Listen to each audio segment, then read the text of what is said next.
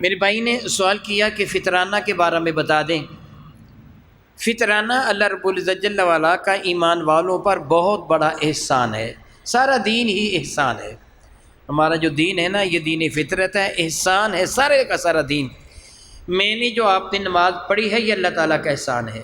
ہم جو وضو کرتے ہیں اللہ تعالیٰ کا احسان ہے، جو روزہ رکھتے ہیں اللہ تعالیٰ کا احسان ہے۔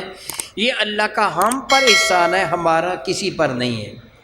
اگر ہم نے روزہ رکھا تو اللہ نے کیا احسان فرمایا؟ میرے نبی فرماتے تیرے روزہ رکھنے کی وجہ سے اللہ تعالیٰ تیرے گناہوں کو معاف فرما دیتا ہے۔ یہ اللہ کا احسان ہو گیا۔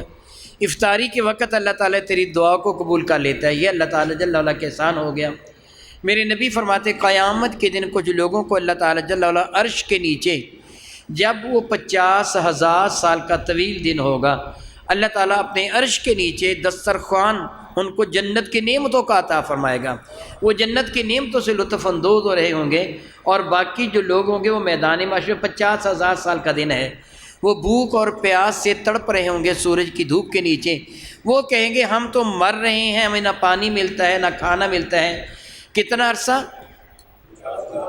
1-2 دن نہیں، 50,000 سال۔ سورج بھی بہت قریب ہوگا۔ وہ کہیں گے ہم تو مصیبت میں پھنسے ہوئے ہیں، یہ کون خوش قسمت ہیں جو عرش کے سائے کے نیچے بیٹھے جنت کی نعمتیں، جنت کے پھل کھا رہے ہیں۔ ان کو بتایا جائے گا یہ وہ لوگ ہیں جو اللہ کی رضا کی خاطر روزہ رکھا کرتے تھے۔ احسان ہو گیا نا، ہم نے نماز پڑھی تو نماز کے صدقہ سے گناہ معاف ہو گئے، اللہ کا احسان ہوا نا۔ ہم روزہ رکھتے ہیں، روزے میں ہم سے کوتاہی ہو جاتی ہے، کوئی غلطی ہو جاتی ہے، اللہ نہ کرے، اللہ تعالیٰ معاف فرمائے، ہم سے غیبت ہو جاتی ہے، ہم کو جھوٹ بول لیتے ہیں، یا کوئی کوتاہی ہو جاتی ہے، چغلی ہو جاتی ہے، بد نظری ہو جاتی ہے۔ میرے کریم آقا نے فرمایا آخر میں تم صدقہ فطر ادا کر لو، جو روزوں میں تم سے کوتاہی ہوگی اللہ وہ معاف فرما دے گا۔ احسان ہوا نا اللہ کا کہ اللہ تعالیٰ نے ہمارے روزوں کو قبول کرنے کا ایک بہانہ بنا دیا کہ تم غریبوں کا فائدہ ہو جائے گا، ان کو کھانے کو کچھ مل جائے گا، تمہارا فائدہ ہو جائے گا، تمہارے روزوں میں جو کوتاہی کمی ہوئی تھی اللہ رب العزت جل وعلا اس کو دور فرما دے گا۔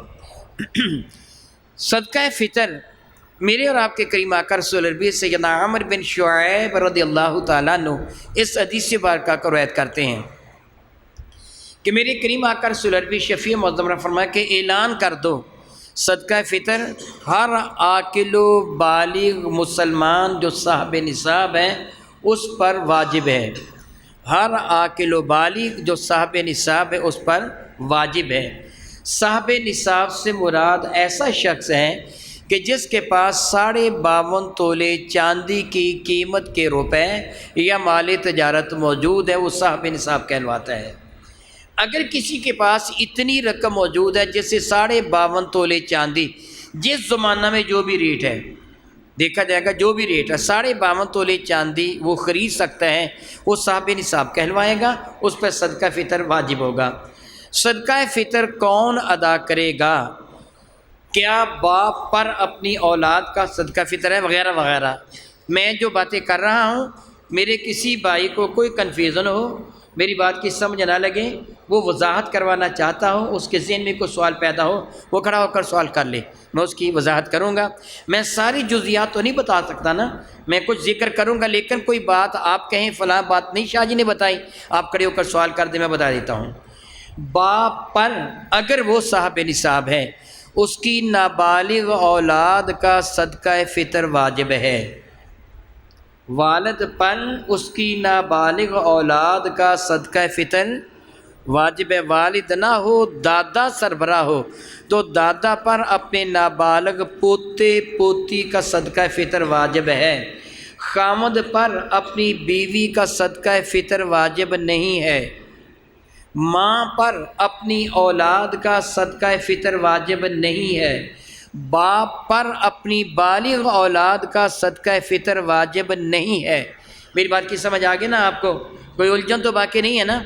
بالغ اولاد اگر وہ کام کاج کرتی ہے تو اس کا صدقہ فطر اس پر اپنے اوپر واجب ہے، باپ پر واجب نہیں۔ وہ اولاد اپنا صدقہ فطر، کون سی اولاد بنا؟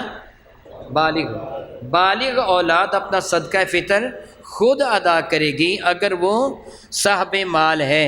اگر وہ صاحب مال نہیں تو پھر اس کا صدقہ فطر کسی پر بھی واجب نہیں ہے۔ بالغ اولاد کا پھر صدقہ فطر کسی پر بھی واجب نہیں ہے۔ ہاں البتہ باپ یا ماں بطور احسان ان کی جانب سے صدقہ فطر ادا کر دے تو بہت ثواب ہے۔ اگر وہ چاہیں کہ ٹھیک ہے اللہ نے دیا ہے ہم ان کا صدقہ فطر ادا کر دیتے ہیں، ثواب ہے۔ میں نے ابھی بتایا کہ خاوند پر بیوی کا صدقہ فطر واجب نہیں ہے، لیکن اگر خاوند ادا کر لے تو ثواب ہے۔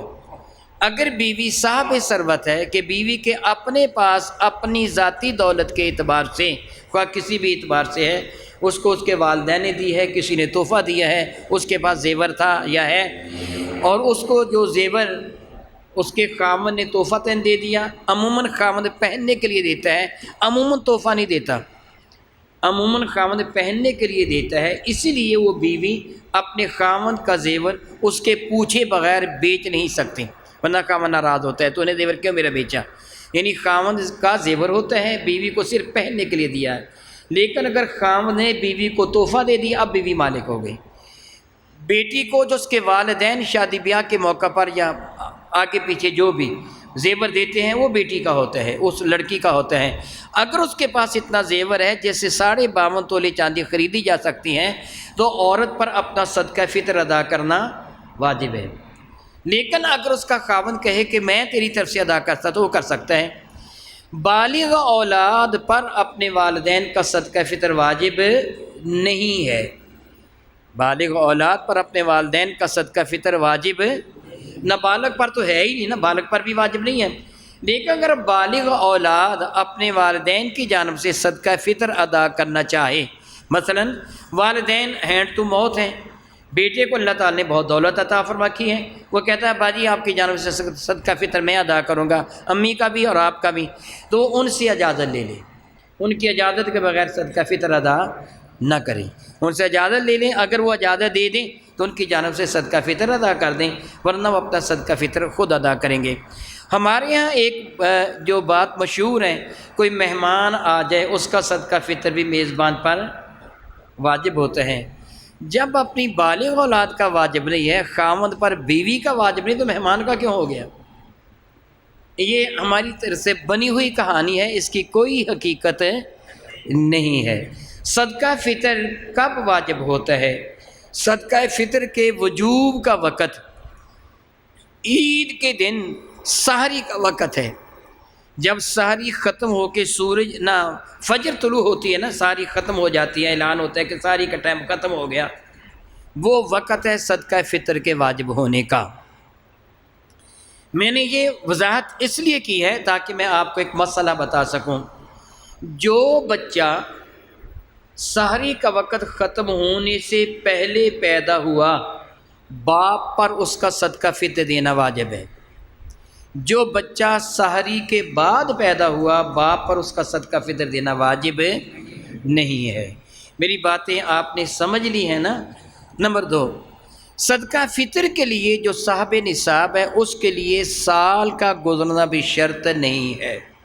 زکوٰۃ کے لیے سال کا گزرنا شرط ہے، زکوٰۃ کے لیے سال کا گزرنا شرط ہے، صدقہ فطر کے لیے سال کا گزرنا شرط نہیں ہے۔ بطور مثال ایک شخص غریب تھا، وہ بیچارے کو بس اللہ تعالیٰ نے اتنا عطا فرما رکھا تھا، وہ مشکل تمام اس کا گزارا ہوتا تھا۔ عید کی رات، یعنی ابھی عید کا دن طلوع نہیں ہوا، رمضان المبارک کی آخری رات یا اس سے پہلے، رمضان المبارک کے 1-2 دن رہتے تھے یا جب بھی، لوگوں نے اس کو صدقہ فطر دے دیا، اور اتنا صدقہ فطر دیا کہ وہ صاحب نصاب ہو گیا۔ لوگوں نے سمجھا یہ ہمارا غریب ہے، اس سے بھی دے دیا، اس سے بھی دے دیا، اس سے بھی دے دیا، اس نے بھی دے دیا، یا اسے والدین کی وراثت سے کچھ پیسے مل گئے، یا کسی بھی طریقے سے کسی نے تحفہ دے دیا، کچھ بھی دے دیا۔ اگر وہ اس وقت سے پہلے جب صدقہ فطر واجب ہوتا ہے، اس وقت سے پہلے صاحب نصاب ہوگا تو پھر اس پر بھی صدقہ فطر واجب ہو گیا۔ میری بات کی سمجھ آپ کو آ گئی ہے کہ اگر وہ پہلے صاحب نصاب نہیں تھا، اس رات صاحب نصاب ہو گیا، اگر فجر طلوع ہونے سے پہلے صاحب نصاب ہو گیا ہے تو صدقہ فطر اس پر بھی واجب ہو گیا۔ اگر فجر طلوع ہونے کے بعد صاحب نصاب ہوا ہے کہ فجر طلوع ہونے سے پہلے صاحب نصاب نہیں تھا، لوگوں نے اس کو عید پڑھنے جانے سے پہلے دے دیا، اب وہ صاحب نصاب ہو گیا، اب اس پر صدقہ فطر واجب نہیں ہے، کیونکہ یہ صدقہ فطر واجب ہونے کے بعد صاحب نصاب ہوا، پہلے نہیں ہوا۔ بہترین طریقہ یہ ہے کہ صدقہ فطر نماز عید ادا کرنے سے پہلے پہلے ادا کر دیا جائے، لیکن آپ پورا مہینہ، سارا مہینہ دیکھتے ہیں کہ مجھے ایک غریب آدمی مل گیا، بیچارہ نادار ہے، ہینڈ ٹو ماؤتھ ہے، اس بیچارے کے پاس، یا غریب ہے، دوائی لینے کے پیسے نہیں ہیں وغیرہ وغیرہ، تو آپ پہلے بھی رقم ادا کر سکتے ہیں صدقہ فطر کی نیت سے، یعنی آپ اس کو پہلے روزے دوسرے روزے دے دیتے ہیں اور حساب دیکھتے ہیں کہ میں نے کو 500 روپے دیا ہے یا 1000 روپے دیا ہے یا 2000 دیا ہے، اور پھر آپ دیکھتے ہیں کہ میرا اور میرے بچوں کا صدقہ فطر کتنا بنتا ہے، آپ حساب لگا لیتے ہیں۔ اگر آپ نے ادا کر لیا تو الحمدللہ تعالی، اگر کم ادا ہوا ہے تو بقیہ پھر ادا کر دیں۔ میری بات کی آپ کو سمجھ نہ آئی ہو تو آپ سوال کر سکتے ہیں۔